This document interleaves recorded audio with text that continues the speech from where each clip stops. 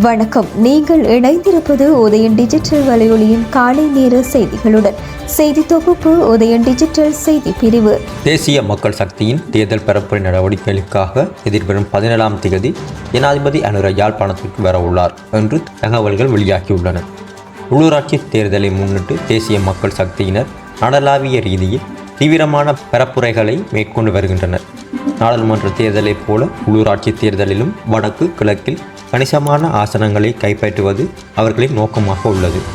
இவ்வாறான பின்னணியிலேயே பரந்துபட்ட தேர்தல் பரப்புரைகளுக்காக எதிர்வரும் 17ஆம் தேதி ஜனாதிபதி அனுர யாழ்ப்பாணத்துக்கு வருகை தர உள்ளார். கிட்டு பூங்காவில் அவர் மக்கள் சந்திப்பையும் நடத்த உள்ளார் என்றும் தகவல்கள் வெளியாகியுள்ளன.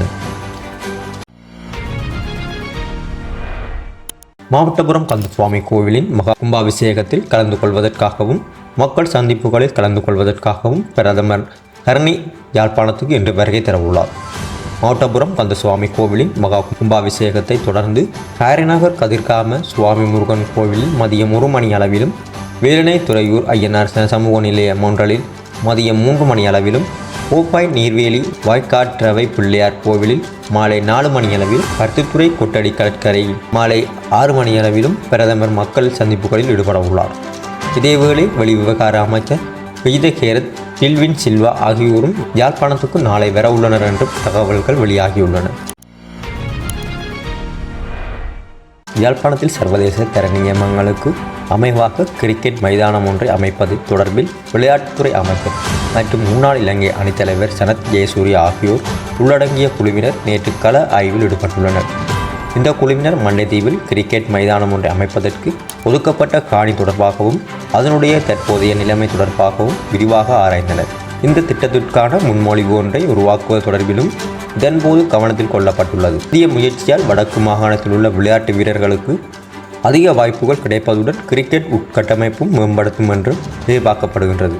கிரிக்கெட் மைதானம் ஒன்றை யாழ்ப்பாணத்தில் அமைப்பதற்கு நிதியுதவியை வழங்குமாறு இந்திய பிரதமர் மோடியிடம் கடந்த வாரம் சனத் ஜெயசூரிய கோரிக்கை விடுத்திருந்தார் என்பதும் குறிப்பிடத்தக்கது. யாழ்ப்பாணம் தையிட்டியில் சட்டவிரோதமாக அமைக்கப்பட்டுள்ள திசவிகாரை அமைந்துள்ள காணி மற்றும் அதனை சூழவுள்ள காணிகளை காணி உரிமையாளர்களிடம் மீளவும் வழங்குமாறு வலியுறுத்தி நாளை முதல் மீண்டும் போராட்டத்தை நடத்த தீர்மானிக்கப்பட்டுள்ளது. இதன்படி நாளை காலை 6 மணி முதல் மாலை 6 மணி வரை இந்த போராட்டம் இடம்பெறும் என்றும் அறிவிக்கப்பட்டுள்ளது. நவக்கிரி சித்த வைத்தியசாலைக்கு சொந்தமான 2 ஏக்கர் காணி நேற்று இராணுவத்தினரால் விடுவிக்கப்பட்டுள்ளது. சித்த வைத்தியசாலைக்கு தேவையான மூலிகைகளை பயிரிடும் காணியாக இருந்து 1996ஆம் ஆண்டில் இராணுவத்தின் கட்டுப்பாட்டின் கீழ் எடுக்கப்பட்ட காணியை இவ்வாறு பொதுமக்களின் பாவனைக்காக படைக்கப்பட்டுள்ளது. உள்ளூராட்சி தேர்தலுக்காக ஜனநாயக தமிழ் தேசிய கூட்டணியினர் சமர்ப்பித்த வேட்புமனுக்கள் பல நிராகரிக்கப்பட்டன. இது தொடர்பான வழக்கு உயர் நீதிமன்றத்தாலும் தள்ளுபடி செய்யப்பட்டது. இதனையடுத்து மேன்முறையீட்டு நீதிமன்றத்தில் ஜனநாயக தமிழ் தேசிய கூட்டணி மேன்முறையீடு செய்திருந்தது. ஜனநாயக தமிழ் தேசிய கூட்டணி மட்டுமல்லாமல் உள்ளூராட்சி தேர்தல் ஜனநாயக தமிழ் தேசிய கூட்டணியின் வேட்புமனுக்களை ஏற்குமாறு மேன்முறையீட்டு நீதிமன்றம் உத்தரவிடப்பட்டுள்ளது.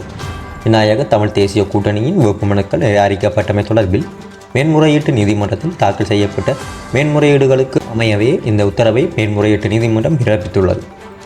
உள்ளூராட்சி தேர்தலுக்காக ஜனநாயக தமிழ் தேசிய கூட்டணியினர் சமர்ப்பித்த வேட்புமனுக்கள் பல நிராகரிக்கப்பட்டிருந்தன. இது தொடர்பான வழக்கு உயர்நீதிமன்றத்தாலும் தள்ளுபடி செய்யப்பட்டது. இதனையடுத்தே மேன்முறையீட்டு நீதிமன்றத்தில் ஜனநாயக தமிழ் தேசிய கூட்டணி மேன்முறையீடு செய்திருந்தது. ஜனநாயக தமிழ் தேசிய கூட்டணி மட்டுமல்லாமல் இன்னும் சில கட்சிகளும் தாக்கல் செய்த மேன்முறையீட்டுக்கு அமைய அந்த வழக்குகள் இன்று பரிசீலனைக்காக எடுக்கப்பட்டன. இதன்போது 31 வேட்புமனுக்களை ஏற்றுமாறு மேன்முறையீட்டு நீதிமன்றம் உத்தரவிடப்பட்டுள்ளது. இவற்றில் ஜனநாயக தமிழ் தேசிய கூட்டணியில் 10 வேட்புமனுக்கள் உள்ளடங்குகின்றன. மேன்முறையீட்டு நீதிமன்றத்தின் தீர்ப்பை அடுத்து ஜனநாயக தமிழ் தேசிய கூட்டணியின் தேர்தலில் போட்டியிட வாய்ப்பு ஏற்பட்டுள்ளதாக கருதப்படுகின்றது. இத்துடன் உதயன் டிஜிட்டல் வலையொலியின் காலை நேர செய்திகள் நிறைவடைகின்றன. தொடர்ந்தும் இரவு நேர பிரதான செய்திகளுடன் இணைந்திருங்கள். வணக்கம்.